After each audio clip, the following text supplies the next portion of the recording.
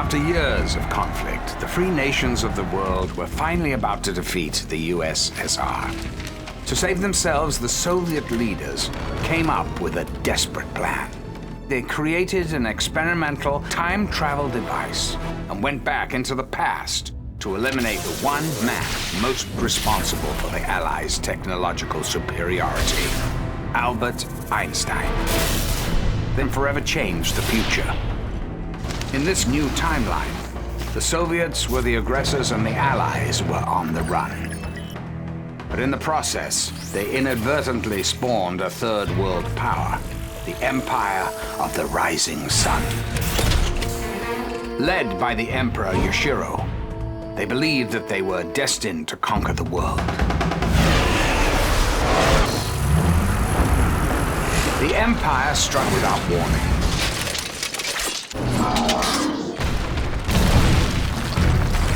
Luckily, we weren't caught totally unawares. We rallied our troops and marshaled our forces. We proved victorious.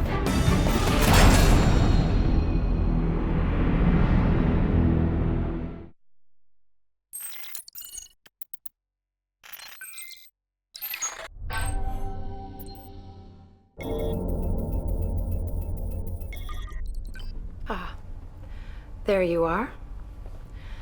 Battle control is finally online and everything is in place. We've acquired the construction vehicles from the three world powers and they're now ready for your disposal. The post-war situation is so bogged down in border disputes that no one will even see you coming. We'll be standing by to collect the technology of the wreckage left behind so that soon we'll have samples of all their military assets to do with as we please. Or as you please. Good luck out there. We'll be monitoring your progress with great interest. Well, that's a good question, thank you. With the Soviet Union's government dismantled, we can now share the benefits of the free market with those who have been excluded. The Allied occupation forces are only there to ease this transition. I mean, there has been rumors of a possible resistance, but so far, I'm glad to say, we haven't seen anything of the sort. The Russian people have welcomed us with open arms. They've denounced their former leaders and have embraced liberty and opportunity.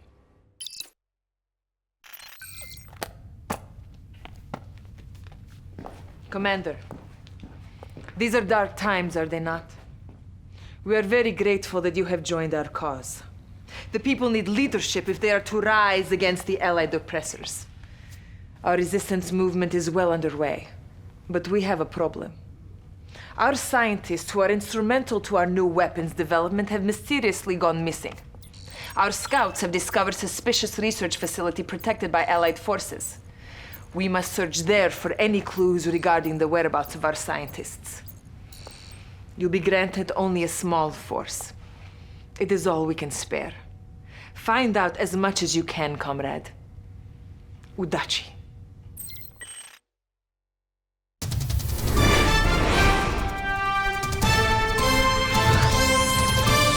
Today, the world's largest technology firm, Future Tech, again made headlines when hundreds of activists protested outside their corporate headquarters. Future Tech spokesperson Kelly Weaver responded to the rising public concern over her firm's latest project, the Sigma Harmonizer.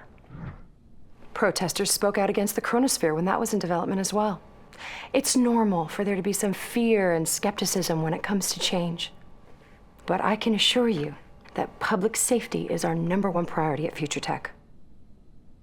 More worries were raised when EU President Rupert Thornley recently approved a $1 trillion contract with Future Tech. There's grave public concern regarding the apparent lack of government oversight. Future Tech's advances have improved our lives and brought us unmatched prosperity. I mean, if not for their technology, we wouldn't be where we are today, would we? I mean, if we can't trust Future Tech, who can we trust?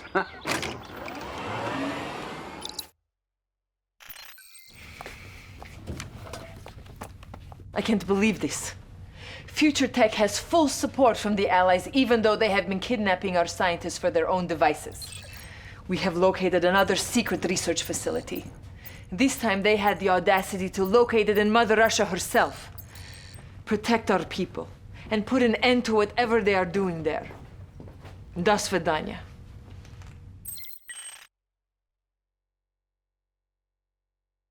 There are reports of an attack on a remote future tech research facility in northern Russia. Local citizens apparently had no idea that such a facility was even located there. Mr. President, what sort of research was Future Tech working on in such a remote part of Russia? Well, first, may I just reassure people.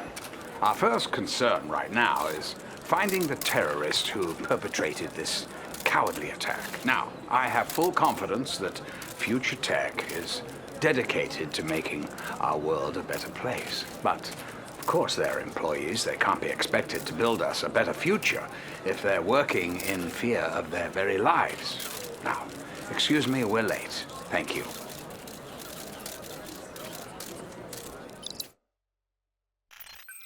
It looks like our Cold War is heating up. Our agents have traced the source of Thornley's reinforcements from your mission in Siberia.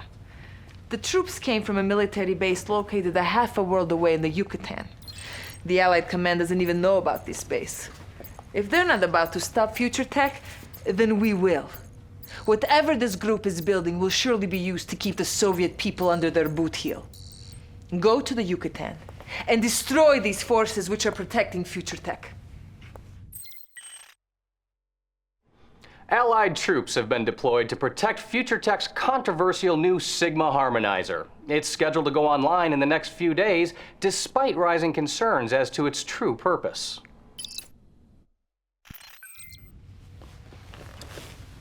Future Tech may have fooled the rest of the world into letting them build this machine, but we know the truth. With this new device, that deceitful President Thornley could debilitate the Soviet Union forever. We cannot let this Sigma harmonizer go online. You must stop them, or our future will be extinguished. I can assure you that Future Tech's board of directors knew nothing of Thornley's personal involvement in the harmonizer project.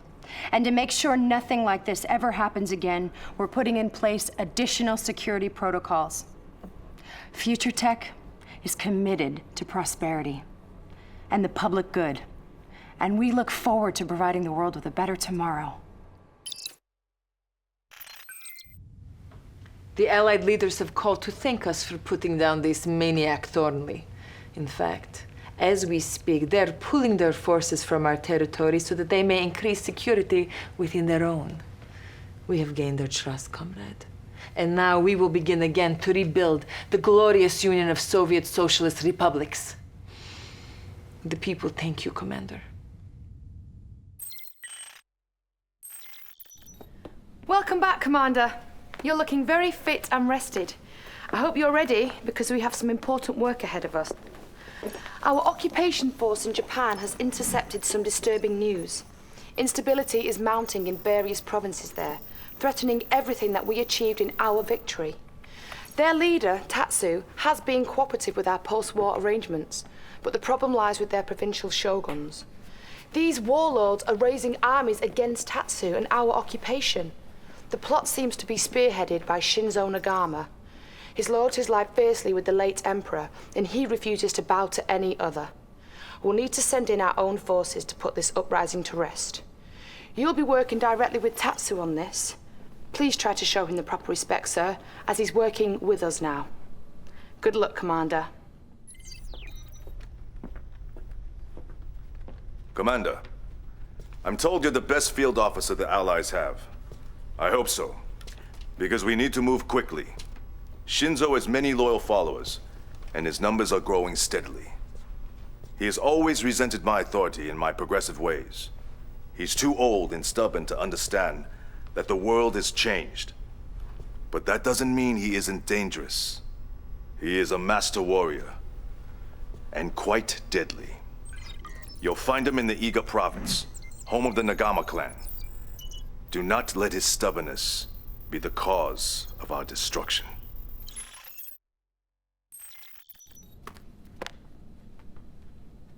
You haven't lost your touch, Commander. Shinzo's armies have sworn allegiance to Tatsu, so now that area is secured. However, there are still other shogunate leaders who are yet willing to back down. Despite Shinzo's defeat, the warlord Kenji in Osaka continues to marshal his forces. Tatsu will give you the particulars on your assignment.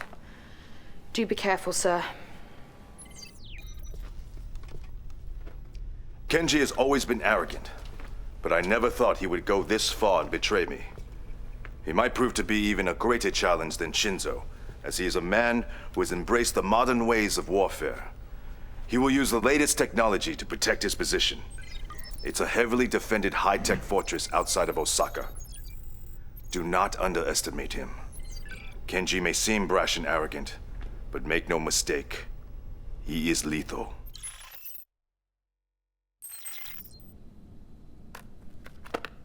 Good job, Commander. Thanks to your brilliance on the battlefield, the rebellion is very close to being contained. There is only one shogun who is left to surrender. Takara is planning a full-scale assault upon the throne. She needs to be stopped, sir. I know your men are tired and your equipment has been pushed to the limit, but this is our last chance to prevent this region from falling into chaos. Tatsu will brief you on the specifics. Good luck. Commander, Takara inspires great loyalty in her men, but she cares nothing for the Empire. She has already turned her people against me. If we let this corruption spread, everything that my father stood for will crumble. Her samurai will die to protect her. Let them have that honor. Show no mercy, Commander. Kill them all. I'm glad to see you in one piece, sir. Tatsu caught us completely off guard. We should have suspected he was up to something. If he had succeeded, he could have resurrected the Empire's full military might. The only reason he didn't was because of your efforts. The world owes you a great debt. Thank you, Commander. Ah, Commander. It's good to see that there is still loyalty for my father's legacy. The Allies occupy our lands and believe that our war machine is dormant.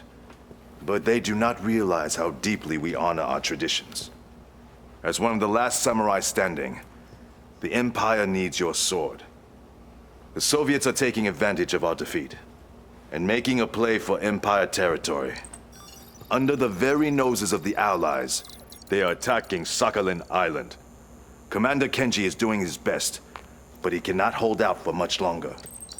You must come to his aid and beat back the Soviet advance.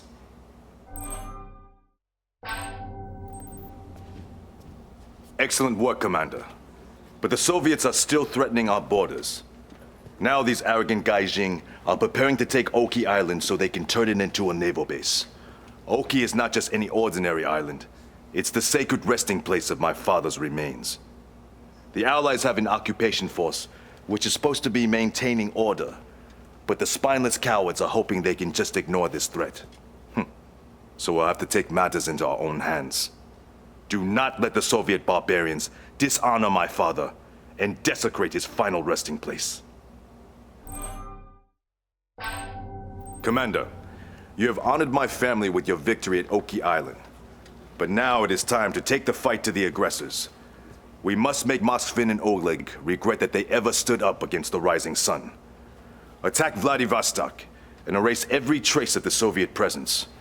Once this is done, the Pacific will be ours, and our control over these waters will be as it was before the war.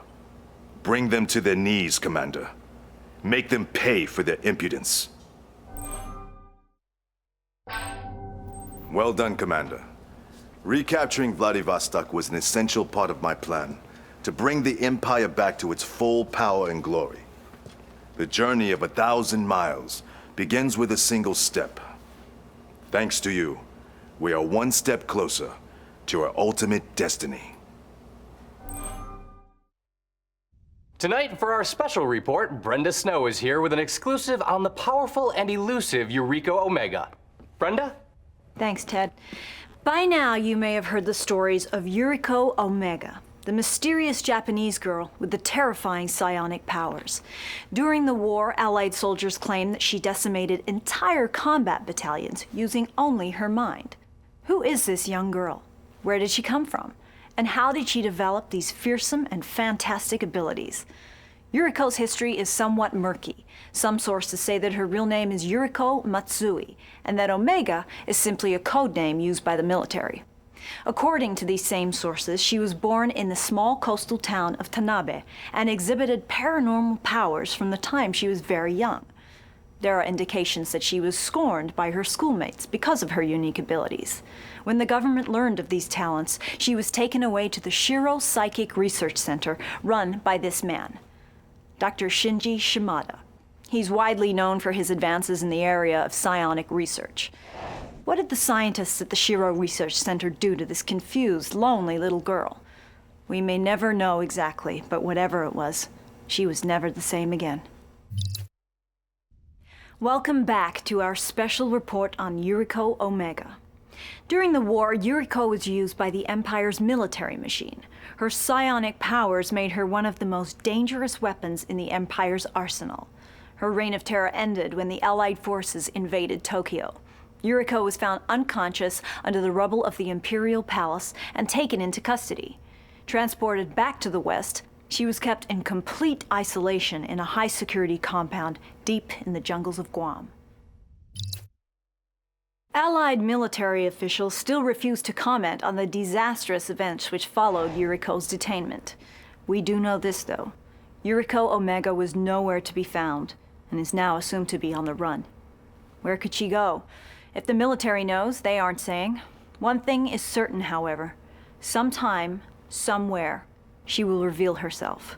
And when she does, hundreds, thousands, possibly millions will be in very grave danger. So, do they think she's trying to get back to Japan? No one knows, Ted. Since her escape, there's been no sign of her whatsoever. Well, thank you for that, Brenda. Fascinating. Now we go to Molly McFarland, who's at Sunshine Mall covering the grand opening of a brand new putt-putt golf course.